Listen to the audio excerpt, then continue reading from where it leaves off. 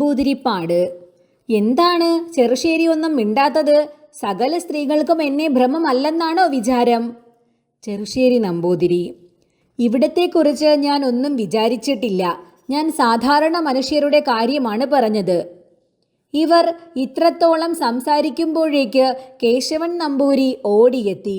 ഇനി മുകളിലേക്ക് പോവാം എന്ന് പറഞ്ഞത് കേട്ടപ്പോൾ നമ്പൂതിരിപ്പാട്: വരട്ടെ, നിൽക്കൂ. എന്താണിത്ര ബദ്ധപ്പാട്? എൻ്റെ സമയം കൂടി നോക്കണ്ടേ? കേശവൻ നമ്പൂതിരി: സമയമായിട്ട് മതി. കേശവൻ നമ്പൂതിരി ഒന്ന് അത്ഭുതപ്പെട്ടു. ഇതെന്തു കഥ? ഇദ്ദേഹം ഒരു കമ്പക്കാരൻ തന്നെയാണ്. ഇത്രയും വിചാരിപ്പാനേ ഇടയായുള്ളൂ. അപ്പോഴേക്ക് നമ്പൂതിരിപ്പാട്: എന്നാൽ ഇനി പോവുക. കറുത്തേടം വരണ്ട, ഞാൻ മാത്രം പോവാം. ചെറുശ്ശേരി ഇവിടെ കിടന്ന് ഉറങ്ങിക്കോളൂ എന്നും പറഞ്ഞ് നമ്പൂതിരിപ്പാട് അതിഘനഭാവത്തോടുകൂടി തുപ്പട്ട മുതലായത് പുതച്ച് ഇന്ദുലേഖയുടെ മാളിക മുകളിൽ കയറി. ഇന്ദുലേഖ തലേ ദിവസത്തെ പോലെ വിസ്താരത്തിന് കൂട്ടിൽ നിർത്തിയ തടവുകാരൻ്റെ ഭാവത്തോടെ ചാരുപടിയും പിടിച്ചു നിൽക്കുന്നു. നമ്പൂതിരിപ്പാട് പുറത്തളത്തിൽ കടന്ന് ഇന്ദുലേഖയെ കണ്ടു. കണ്ട ക്ഷണത്തിൽ ഈ ഇളിഭ്യൻ്റെ ധൈര്യവും ഘനവും ആസകലം ഓടി ഒളിച്ചു, പല്ലിളിച്ചു.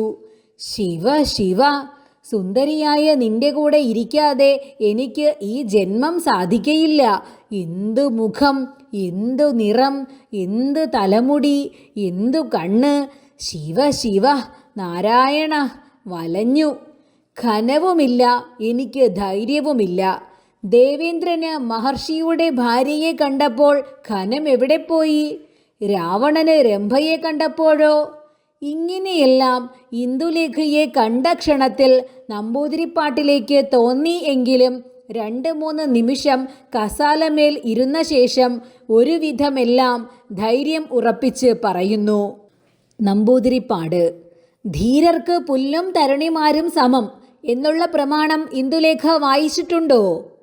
ഇന്ദുലേഖ വല്ലാതെ പൊട്ടിച്ചിരിച്ചും കൊണ്ട്: ഞാൻ പ്രമാണം വായിച്ചിട്ടില്ലെങ്കിലും ഇപ്പോൾ കേട്ടുവല്ലോ, ഒന്നാം തരം പ്രമാണമാണ്.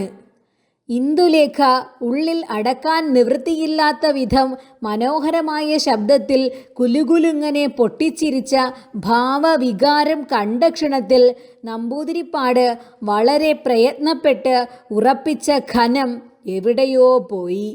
മുമ്പ് ഗോവിന്ദനുമായി ഉണ്ടായ ആലോചനകളും നിശ്ചയങ്ങളും എല്ലാം കേവലം മറന്ന് മനസ്സ് ഇന്ദുലേഖയിൽ വീണു ലയിച്ചു. എന്നിട്ട് ഇങ്ങനെ പറയുന്നു. നമ്പൂതിരിപ്പാട്: ഇന്ദുലേഖ ഒന്നുകൂടി ഉറക്കെ ചിരിച്ചാട്ടെ. ഇംഗിരീസിൽ ചിരിക്കാനും പഠിപ്പിക്കുമോ? ബഹുഭംഗി അങ്ങനെ ചിരിക്കുന്നത്. ഒന്നുകൂടി ചിരിച്ചാട്ടെ. ഇന്ദുലേഖ ചിരിച്ച് പരവശയായി അകത്തേക്ക് മുഖം തുടയ്ക്കാൻ പോയി. നമ്പൂതിരിപ്പാട്: അല്ല, മോശം. അകത്തേക്ക് പോയി കഴിഞ്ഞുവോ? ഇന്നലത്തെ പോലെ കൂടി സംസാരിപ്പാൻ ഇന്ന് ഇടയില്ലെന്ന് തോന്നുന്നു. പിന്നെ എന്തിനാണ് എന്നോട് വരാൻ പറഞ്ഞത്? ഇന്ദുലേഖ: അല്ല, ഞാൻ വരുന്നു എന്നു പറഞ്ഞ് മുഖം കഴുകി രണ്ടാമതും പുറത്തു വന്നു. നമ്പൂതിരിപ്പാട്: ഇന്ദുലേഖയ്ക്ക് എത്ര വയസ്സായി? ഇന്ദുലേഖ: 18. നമ്പൂതിരിപ്പാട്: എനിക്ക് എത്ര വയസ്സായി എന്ന് ഇന്ദുലേഖയ്ക്ക് തോന്നുന്നു? ഇന്ദുലേഖ: എനിക്ക് വയസ്സ് കാഴ്ചയിൽ ഗണിക്കാനുള്ള സാമർഥ്യമുണ്ടെന്ന് തോന്നുന്നില്ല. അതുകൊണ്ട് എനിക്ക് പറവാൻ സാധിക്കയില്ല. നമ്പൂതിരിപ്പാട്: എങ്കിലും ഏകദേശം മതിപ്പായി പറഞ്ഞുകൂടെ? ഇന്ദുലേഖ: മതിപ്പായി പറഞ്ഞാൽ ശരിയാകയില്ല. നമ്പൂതിരിപ്പാട്: എങ്കിലും ഏകദേശം പറയൂ. ഇന്ദുലേഖ: എന്തെങ്കിലും പറഞ്ഞാൽ മതിയെങ്കിൽ പറയാം. ഇവിടേക്ക് ഒരു 50 വയസ്സ് കഴിഞ്ഞു എന്ന് എനിക്ക് തോന്നുന്നു. നമ്പൂതിരിപ്പാട്: ഛീ, അബദ്ധം. എനിക്ക് പൂർണ്ണ യൗവനം കഴിഞ്ഞു എന്നാണ് തോന്നുന്നത്. കഷ്ടം, ഇതെന്തൊരു കഥയാണ്. 50 വയസ്സായോ? പൂർണ്ണ യൗവനം കണ്ടാൽ നിശ്ചയിച്ചുകൂടെ? ഇന്ദുലേഖ: ഞാൻ മുമ്പ് തന്നെ പറഞ്ഞില്ലേ എനിക്ക് വയസ്സ് ഗണിക്കാൻ അറിഞ്ഞുകൂടെന്ന്. നമ്പൂതിരിപ്പാട്: പൂർണ്ണ യൗവനമുള്ള ഒരു പുരുഷനെ കണ്ടാൽ ഇനിയും അറിഞ്ഞുകൂടെ? 18 വയസ്സായാലും അറിഞ്ഞുകൂടെ? ഇന്ദുലേഖ: എനിക്കറിഞ്ഞുകൂടാ. പൂർണ്ണ യൗവനം എന്ന് വെച്ചാൽ തന്നെ എന്താണെന്ന് എനിക്ക് മനസ്സിലായില്ല. നമ്പൂതിരിപ്പാട്. ഇംഗ്ലീഷ് പഠിച്ചിട്ടാണ് ഈ വക ഒന്നും ഇന്ദുലേഖയ്ക്ക് മനസ്സിലാവാത്തത്, സംശയമില്ല. ഇന്ദുലേഖ. അതുകൊണ്ട് തന്നെ ആയിരിക്കാം. നമ്പൂതിരിപ്പാട്. ഞാൻ വേളി കഴിച്ചിട്ടില്ല. ഇന്ദുലേഖ. ശരി, നല്ല കാര്യം. നമ്പൂതിരിപ്പാട്. ഇല്ലത്ത് സന്തതിക്ക് അനുജന്മാർ വേളി കഴിച്ചിട്ടുണ്ട്. ഞാൻ എല്ലായ്പ്പോഴും വളരെ സുഖിച്ച് കാലം കഴിക്കുന്നു. സ്വജാതിയിൽ ക്രമപ്രകാരം വേളി കഴിച്ചാൽ നമ്പൂരിമാർക്ക് സുഖം പോയി. ഞാൻ സ്ഥിരമായി ഇതുവരെ യാതൊരു ഭാര്യയെയും വെച്ചിട്ടില്ല. എന്താണ് ഇന്ദുലേഖ ഒന്നും പറയാത്തത്? ഇന്ദുലേഖ. ഇവിടുന്ന് ഇവിടത്തെ വർത്തമാനങ്ങളെക്കുറിച്ച് പറയുമ്പോൾ ഞാൻ എന്താണ് ഇടയിൽ പറയേണ്ടത്? നമ്പൂതിരിപ്പാട്. ഞാൻ ഇന്നലെ അയച്ച ശ്ലോകം കേൾക്കണോ? ഞാൻ ചൊല്ലാം. ഇന്ദുലേഖ. വേണ്ട, ബുദ്ധിമുട്ടണ്ട. നമ്പൂതിരിപ്പാട്. എന്ത് ബുദ്ധിമുട്ടാണ്? ശ്ലോകം ചൊല്ലുന്നത് ഒരു രസികത്വമല്ലേ? ഇന്ദുലേഖ. അതെന്തോ. നമ്പൂതിരിപ്പാട്. അങ്ങനെ തോന്നുന്നത് ഇംഗ്ലീഷ് പഠിച്ചിട്ടാണ്. ഇന്ദുലേഖ. ആയിരിക്കാം. നമ്പൂതിരിപ്പാട്. ഇംഗ്ലീഷ് പഠിച്ചാൽ ശൃംഗാരമുണ്ടാവില്ല, നിശ്ചയം. ഇന്ദുലേഖ. അതെ, ഉണ്ടാകയില്ല. നമ്പൂതിരിപ്പാട്. ഇന്ദുലേഖയ്ക്ക് നല്ല ശൃംഗാരമുണ്ട്. ഇന്ദുലേഖ. ഇല്ലെന്നാണ് എനിക്ക് തോന്നുന്നത്.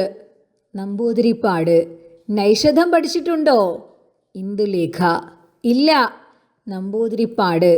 നൈഷധമല്ലേ പെണ്ണുങ്ങൾ പഠിക്കേണ്ടത്? നൈഷധത്തിൽ ഒരു ശ്ലോകം ചൊല്ലട്ടെ. ഇന്ദുലേഖ. വേണ്ട, വെറുതെ ബുദ്ധിമുട്ടണ്ട. നമ്പൂതിരിപ്പാട്. അതെന്തൊരു കഥയാണ്? ശ്ലോകം ചൊല്ലാൻ ഭാവിക്കുമ്പോൾ എല്ലാം എന്താണ് ബുദ്ധിമുട്ടണ്ട എന്ന് പറയുന്നത്? ഇന്ദുലേഖ. ബുദ്ധിമുട്ട് ഉണ്ടാകൊണ്ട് തന്നെ. നമ്പൂതിരിപ്പാട്. ഇന്ദുലേഖയ്ക്ക് കല്ല് പതിച്ച തോടെയാണ് നല്ല ചേർച്ച. ഇന്ദുലേഖ. ശരി. നമ്പൂതിരിപ്പാട്. ഇന്ദുലേഖയ്ക്ക് കല്ല് പതിച്ച തോട ഉണ്ടോ? ഇന്ദുലേഖ. എൻ്റെ കൈവശമില്ല. നമ്പൂതിരിപ്പാട്. ഞാൻ ഒരു ജോഡ് പണിയിക്കാം. വിശേഷമായ കല്ലുകൾ എൻ്റെ പക്കലുണ്ട്. ഇന്ദുലേഖ. എനിക്ക് വേണ്ടി പണിയിക്കാൻ ആവശ്യവും സംഗതിയുമില്ല. നമ്പൂതിരിപ്പാട്. ഞാൻ ഇവിടെ വന്നത് എനിക്ക് എഴുത്തയച്ചിട്ടാണ്. ഇന്ദുലേഖ. ശരി. നമ്പൂതിരിപ്പാട്. പഞ്ച് പറഞ്ഞിട്ട് കറുത്തേടം എഴുതി അയച്ചു, എന്നിട്ടാണ് വന്നത്. ഇന്ദുലേഖ. ശരി. നമ്പൂതിരിപ്പാട്. ബാന്ധവത്തിന് വരാനാണ് എഴുതിയിരിക്കുന്നത്. ഇന്ദുലേഖ. ആരെ? കേശവൻ നമ്പൂരിയെ ബാന്ധവിക്കാനോ? നമ്പൂതിരിപ്പാട്. നേരം പോക്ക് പോട്ടെ, എനിക്ക് വളരെ വ്യസനമുണ്ട്. ഇന്ദുലേഖ. ശരി. നമ്പൂതിരിപ്പാട്. എന്താണ് വ്യസനമുള്ളത് ശരിയെന്നോ? ഇന്ദുലേഖ. അങ്ങനെയല്ലേ പറഞ്ഞത്? നമ്പൂതിരിപ്പാട്. ഈ വെച്ചിരിക്കുന്ന വലിയ പെട്ടി എന്താണ്? സംഗീതപ്പെട്ടിയോ? ഇന്ദുലേഖ. അതെ. നമ്പൂതിരിപ്പാട്. ഇതിൻ്റെ വിദ്യ ഒന്ന് കേൾപ്പിച്ചു തരാമോ? ഇന്ദുലേഖ. അങ്ങനെ തന്നെ എന്നും പറഞ്ഞ് പിയാനോ വായിപ്പാൻ ആരംഭിച്ചു. ഇന്നലത്തെയും ഇന്നത്തെയും സംഭാഷണത്തിൽ ഇന്ദുലേഖയുടെ ഭാവം കേവലം രണ്ട് വിധമായിട്ടാണെന്ന് എൻ്റെ വായനക്കാർക്ക് തോന്നാം. ഇന്നലെ ഇന്ദുലേഖയ്ക്ക് ഇദ്ദേഹത്തിൻ്റെ സ്വഭാവവും അവസ്ഥയും ഇന്നത്തെ പോലെ മനസ്സിലായിരുന്നില്ല. തന്നെ തട്ടിപ്പറിച്ച് കൊണ്ടുപോവാൻ അതികുബേരനായ ഒരു മനുഷ്യൻ വന്ന് പരീക്ഷിക്കാൻ പോവുന്നതിലുള്ള പുച്ഛവും ക്രോധവും ഇന്നലെ കലശലായിരുന്നു. ഇന്നേക്ക് ആ സ്ഥിതി മാറിപ്പോയി. തൻ്റെ വലിയച്ഛന് തന്നെ ഇദ്ദേഹത്തിൻ്റെ മേൽ നല്ല അഭിപ്രായമില്ലെന്നും ഇനി ഇദ്ദേഹത്തെ തൻ്റെ നേരെ കൊണ്ടുവന്ന് പരീക്ഷിക്കയില്ലെന്നും ഇന്ദുലേഖ അറിഞ്ഞു. പിന്നെ ഇദ്ദേഹത്തിന് തന്നെ ഇന്ദുലേഖയെ കിട്ടുകയില്ലെന്നുള്ള ഒരു വിശ്വാസം വന്നു തുടങ്ങി എന്ന് ഇദ്ദേഹത്തിൻ്റെ വാക്കിൽ നിന്നു തന്നെ അറിയാറായി. അതുകൊണ്ട് ഇന്നേക്ക് ആകപ്പാടെ നമ്പൂതിരിപ്പാട്ടിലെ കഥ ഒരു പരിഹാസയോഗ്യമായി തീർന്നു. എന്നല്ല, ഇന്ദുലേഖയ്ക്ക് ഇദ്ദേഹത്തിൻ്റെ ബുദ്ധിയുടെ ഒരു ശക്തിയില്ലായ്മയും ചാബല്യവും കണ്ടിട്ട് കുറെ ഒരു പരിതാപവും ഉണ്ടായില്ലെന്നില്ല. ഏതുവിധവും ഇന്ദുലേഖയ്ക്ക് നമ്പൂതിരിപ്പാട്ടിൻ്റെ ബുദ്ധിയുടെ സ്വഭാവം കണ്ടിട്ട് ഒരു ദയയാണ് ഇന്നത്തെ സംസാരം കഴിഞ്ഞ ശേഷം ഉണ്ടായത്. കഷ്ടം, ഇദ്ദേഹം ഇങ്ങനെ അറിവില്ലാത്തവനായി പോയല്ലോ എന്ന് തോന്നി. പിയാനോ വായന തുടങ്ങിയപ്പോഴേക്ക് മാളികയുടെ ചുവട്ടിൽ, മിറ്റത്തും മതിലിന്മേലും കുളവക്കിലും മനുഷ്യർ കൂടിത്തുടങ്ങി. മുമ്പത്തെ പോലെ ചില പട്ടന്മാരും മറ്റും മുകളിലേക്ക് വായന കേൾക്കാൻ കയറുവാൻ ചെന്നപ്പോൾ കേശവൻ നമ്പൂരി കോണിക്കൽ ഒരു പാറാവുകാരൻ്റെ നിലയിൽ നിന്ന് ആരും കയറണ്ട കയറണ്ട എന്ന് പറഞ്ഞ് ആട്ടിപ്പായിച്ചു. ആട്ടുകൊണ്ട കൂട്ടർ കുളക്കടവിൽ വന്ന് കേശവൻ നമ്പൂരിയെയും മറ്റും ശകാരം തുടങ്ങി. ഒരു പട്ടര് പകൽ സമയം ഭാര്യയും ഭർത്താവും കൂടി ഇരിക്കുന്ന അകത്ത് പാട്ട് കേൾക്കാൻ പോയാൽ എന്തൊരു വിരോധമാണടോ. ഒരു നായര് നമ്പൂതിരിപ്പാട്ടിലേക്ക് വേറെ ആൾ കടന്നു ചെല്ലുന്നതും ഇഷ്ടമായിരിക്കയില്ല. പിന്നെ എന്തിന് നോം അദ്ദേഹത്തിനെ മുഷിപ്പിക്കുന്നു? ഒരു പട്ടര് എന്താണ് മറ്റൊരാൾ ഇന്ദുലേഖയുടെ പാട്ട് കേട്ടു പോയാൽ നമ്പൂതിരിപ്പാട്ടിലേക്ക് ഇത്ര ഛേദം? ഒരു നമ്പൂരി പുതിയ ഭാര്യയല്ലേ, അങ്ങനെ ഇരിക്കും. ഇങ്ങനെ ആളുകൾ ഘോഷം കൂട്ടിക്കൊണ്ടിരിക്കുമ്പോൾ ശങ്കരശാസ്ത്രികൾ ഉണർന്ന് ഗോവിന്ദപ്പണിക്കരുടെ വീട്ടിൽ നിന്ന് ഇറങ്ങി പതുക്കെ അമ്പലത്തിലേക്ക് പുറപ്പെട്ടു. ആളുകൾ വഴിയിൽ വെച്ച് മേൽ കാണിച്ച പ്രകാരം പറയുന്നതും ഘോഷം കൂട്ടുന്നതും കേട്ടു. ഇന്ദുലേഖയുടെ മാളിക മുകളിൽ നിന്ന് പിയാനോ വായിക്കുന്നതും കേട്ടു. ഒന്നും മിണ്ടാതെ നേരെ അമ്പലത്തിലേക്ക് നടന്നു പോം വഴി ഗോവിന്ദൻകുട്ടി മേനോനെ അന്വേഷിച്ചു. ഗോവിന്ദപ്പണിക്കരോടുകൂടി പൊൽപ്പായിക്കളത്തിലേക്ക് പോയിരിക്കുന്നു എന്ന് കേട്ട് ശാസ്ത്രികൾ ബഹുവ്യസനത്താൽ പരവശനായി അമ്പലത്തിൽ പോയി കിടന്നു. നാട്ടിലേക്ക് അന്ന് തന്നെ പോണമെന്നും ഉറച്ചു. ഒരു 10 നിമിഷം പിയാനോ വായന കഴിഞ്ഞ ശേഷം നമ്പൂതിരിപ്പാട് ഇനി മതിയാക്കാം, ക്ഷീണമുണ്ടാവും, ഓമനയായ കൈകൊണ്ട് എത്ര നേരം അധ്വാനിക്കാം. ഇന്ദുലേഖ പുച്ഛിച്ച് ഒന്ന് നോക്കി. നമ്പൂതിരിപ്പാട് തൻ്റെ വെള്ളിച്ചെല്ലവും സ്വർണ്ണപ്പനീർ വീശി കുപ്പിയും കൊണ്ടുവരാൻ പറഞ്ഞു. കൊണ്ടുവന്ന ശേഷം ഇന്ദുലേഖയോട് നമ്പൂതിരിപ്പാട് ഈ പെട്ടിയൊന്ന് നോക്കൂ, നല്ല മാതിരിയോ? ഇന്ദുലേഖ പെട്ടി വാങ്ങി നോക്കി. പനീർ വീശിയും വാങ്ങി നോക്കി. വളരെ ഭംഗിയുണ്ട് എന്ന് പറഞ്ഞ് താഴത്ത് വെച്ചു. നമ്പൂതിരിപ്പാട് ഇത് ആവശ്യമുണ്ടെങ്കിൽ എടുക്കാം. ഇന്ദുലേഖ എനിക്കാവശ്യമില്ല.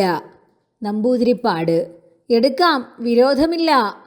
ഇന്ദുലേഖ എനിക്കാവശ്യമില്ല. നമ്പൂതിരിപ്പാട് ഞാൻ ഇന്ദുലേഖയെ അല്ലാതെ വേറെ ഒരു സ്ത്രീയെയും കാമിക്കയില്ല. ഇന്ദുലേഖ അങ്ങനെ തന്നെ? നമ്പൂതിരിപ്പാട് ഓ അത് സമ്മതിച്ചുവോ? ഇന്ദുലേഖ സമ്മതം. നമ്പൂതിരിപ്പാട് ചിരിച്ച് എണീറ്റ് നിന്നു. മേൽപ്പട്ടയ്ക്കൊന്ന് ചാടി. ഇന്ദുലേഖ ഇതെന്തു ഗോഷ്ഠിയാണ്? നമ്പൂതിരിപ്പാട് ഗോഷ്ഠിയോ? മഹാഭാഗ്യമായിരിക്കുന്നു എനിക്ക്. ഞാൻ നൃത്തം ചെയ്യട്ടെ, എനിക്ക് ഇന്ദുലേഖയെ കിട്ടിയില്ലേ, എൻ്റെ കാര്യം സാധിച്ചില്ലേ. ഇന്ദുലേഖ ഈ വക ഗോഷ്ഠികൾ പറയരുതേ. ഞാൻ ഈ ജന്മം അങ്ങേ ഭാര്യയായി ഇരിക്കയില്ല. എന്നെ അങ്ങൊന്ന് ആഗ്രഹിക്കുന്നുണ്ടെങ്കിൽ അതിന് ഞാൻ വിചാരിച്ചാൽ നിവൃത്തിയില്ല. അങ്ങൊന്ന് ഇനി മേലിൽ എന്നോട് ഈ വക ഒരു വാക്ക് പറഞ്ഞാൽ ഞാൻ അങ്ങേ ഒരിക്കലും കാണുകയുമില്ല. എനിക്ക് പ്രവൃത്തികളുണ്ട് എന്നും പറഞ്ഞ് ഇന്ദുലേഖ അകത്തേക്ക് പോയി. നമ്പൂതിരിപ്പാട് ക്ഷണത്തിൽ ചുവട്ടിലേക്ക് ഇറങ്ങിപ്പോരുകയും ചെയ്തു. കോണി ഇറങ്ങിക്കഴിയുന്നത് വരെ കഷ്ടിച്ച് സങ്കടമുണ്ടായിരുന്നുവോ? സംശയം.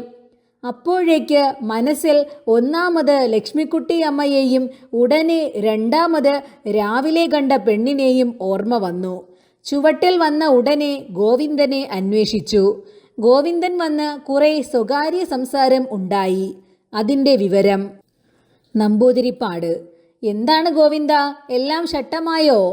ഗോവിന്ദൻ അടിയൻ ഇതുവരെ ആരോടും പറഞ്ഞിട്ടില്ല. അങ്ങനെ പറയാൻ പാടില്ല. അടിയൻ വിചാരിക്കുന്നത് തിരുമനസ് തന്നെ പഞ്ചുമേനവനെ വിളിച്ച് ഇതിനെപ്പറ്റി സ്വകാര്യമായി ഒന്ന് അരുളി ചെയ്താൽ ഒരു വിഷമവും ഉണ്ടാവില്ലെന്നാണ്.